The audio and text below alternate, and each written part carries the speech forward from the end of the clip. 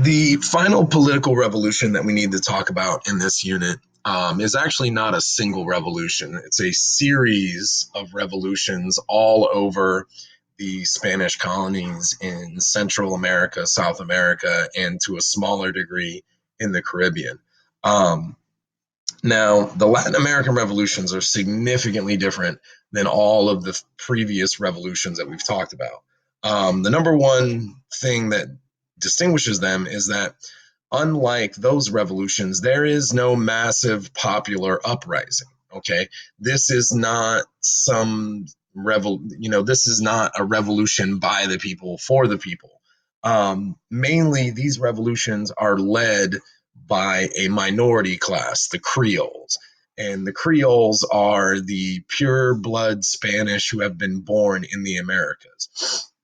And for the most part, they are a privileged class. They do no manual labor. They work mainly in government positions, hold land and hold titles, and the whole nine. So the question is, why do they need to revolt? They already hold quite a bit of power in these colonies. One of the other things that distinguishes the Latin American revolutions is that within the revolutions themselves, the revolutionaries are not only fighting the Spanish, they're also fighting each other. These revolutions are incredibly divided by class, thanks to the very strict social casta system. And probably one of the best examples of this is the Mexican Revolution that begins in 1810. The beginning of that revolution takes place under two mestizo priests, and these priests rally the poor and the working class in a revolt against the Creoles and the Peninsulares who make up the government power structure. Now, the Creoles see this uprising of mestizos as a threat to their power and their standing in society. So the Creoles form an army that actually ends up crushing that initial mestizo revolution. And that Creole army, after it crushes the mestizo revolution, is they become the army that actually leads the revolution that overthrows the Peninsulares and the Spanish.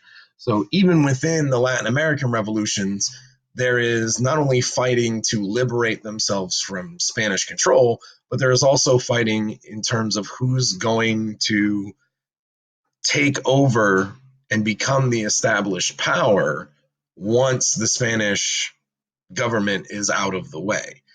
Because a lot of these Creoles look at what took place during the Haitian Revolution and they look at what took place during the French Revolution, and they realize that if they allow the lower classes to gain control over this revolution, that they themselves are more than likely going to lose their position and their power in the colonies.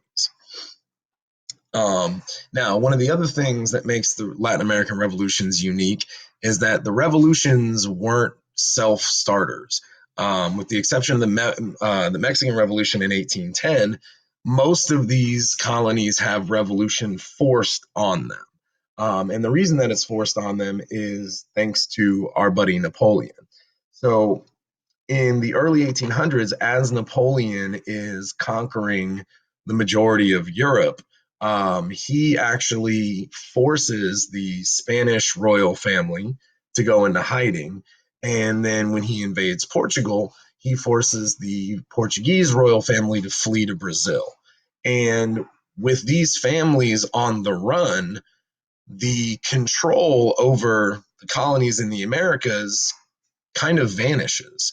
And so the local power structure in the colonies are now forced to essentially run themselves without direct control or direct guidance from Spain. So in a lot of cases, the Creoles, who, yes, they are privileged, but they're shut out of the upper levels of colonial government because they were born in the Americas, take this opportunity to wipe out the Spanish and install themselves as the new regime and the new source of power in those colonies. So these revolutions are led by the Creoles. The Creoles are more educated. Many of them have previous military service, but most importantly, they have money. They have money to purchase weapons, purchase supplies, and to pay troops. So, in a lot of cases, these revolutions are fought not by some massive, popular revolt, but by essentially private armies bought and paid for by Creoles within those societies. Now, the Creoles are not stupid. They see what happened in the French Revolution. They see what happened in the Haitian Revolution. They see what happens when the lower classes gain control of the revolution. And they realize that that is a threat to their safety and their status as well. So the Creoles are very careful to maintain leadership of the revolutions within their own class and keep it out of the lower castas, because they are afraid that if that revolution were to begin to snowball and get out of hand, that they would find themselves as victims of the revolution, the way that the Grand Blancs were in Haiti and the way that the First and Second Estate were in France.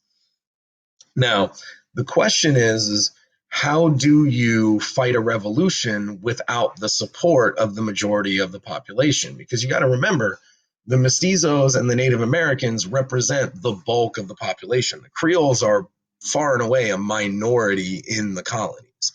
So, one of the ways that the leaders of these Latin American revolutions bring together a sense of unity and somewhat quiet the infighting between the different social classes is they rally everyone under the banner of what they call Americanos. And this becomes the rallying cry of the revolutions, that we, the Creoles, yes, we are more privileged than you, we're more powerful than you. For centuries, we've helped keep you down, but at the end of the day, we're all one because we were all born here in the Americas.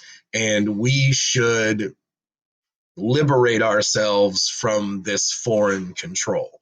So, by doing this, the leaders of these revolutions steer the revolution away from the French and the Haitian model and more towards the American model of revolution, where the power structure itself, the social system itself, is not going to change dramatically. And what you're going to see is more of a strictly political revolution against the Peninsulares and against the crown back in Spain and Portugal. So the revolutions in Latin America take place over roughly about a 20-year period. They are going on in multiple locations at once. Different colonies achieve independence at different times as the Spanish are slowly pushed out. These revolutions are led mainly by two men, Jose de San Martin and Simon Bolivar, in South America. However, Bolivar does travel to different locations around the Caribbean and around Central America as well to lend his expertise and to help lead those revolutions as well.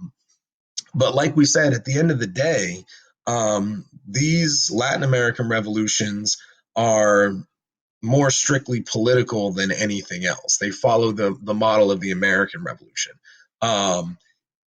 After the revolution, the real only social change that has taken place is that power has now switched hands, right? It's been taken away from the Peninsulares and from the Spanish crown, and now it's in the hands of the Creole class, who are still these pure blood Spanish born in the Americas.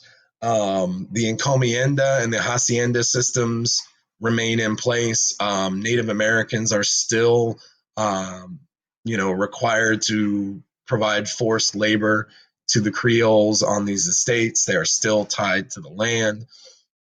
Again, wealth does not really switch places. The rich are still rich. The poor are pretty much still poor. Women do not see a lot of change in their status as well. Slavery is not abolished. Although slavery was not as big of an issue in the Latin American colonies as it was elsewhere, with the exception of Brazil. And Brazil thanks to the demands of sugar plantations, is the last country in the Americas to abolish slavery. They don't abolish it until almost the 1880s.